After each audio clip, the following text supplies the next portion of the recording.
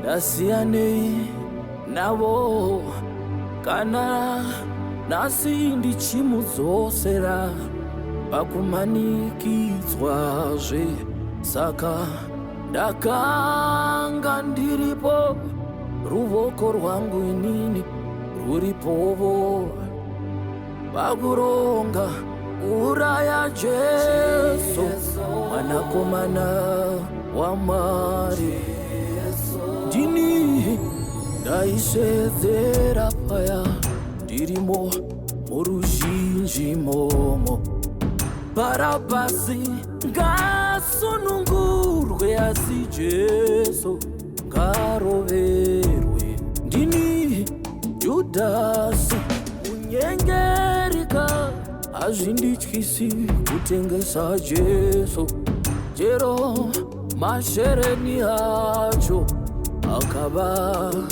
mashomana ndinizve Simoni Peter ndasarudza kuramba Jesu tarisa ndinotya kumira naye koga musareva kuzofa naye ndakabatsirana navo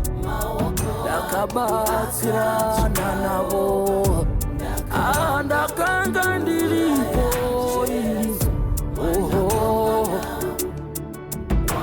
aona ndinozvidemba zvose ndinozvidemba mafambiro angu Baba ana kunaka ndinozvidemba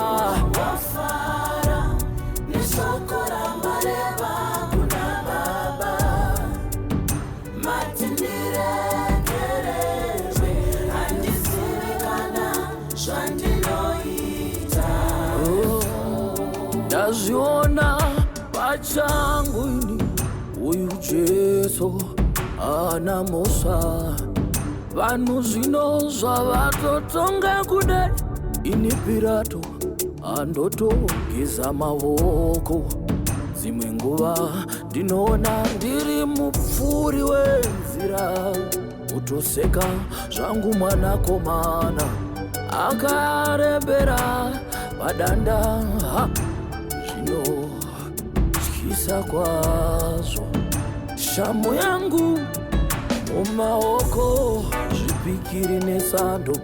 ko ndinoendepiko kunodzosera Mesaya pakumanikidzwazve ndakabatsirana navo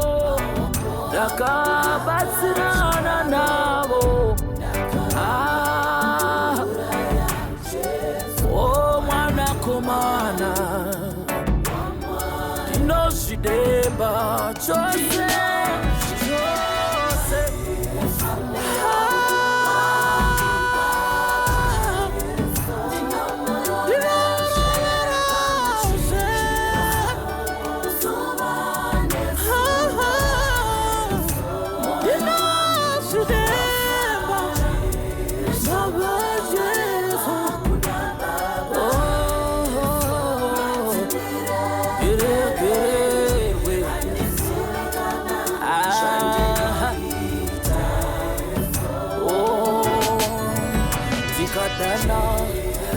zita renyu Jesu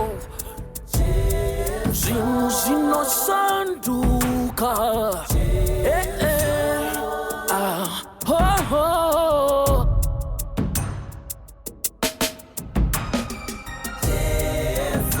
tikadana zita renyu Jesu zvinhu zvinoshanduka mapofu anoona zvirema zvinosimuka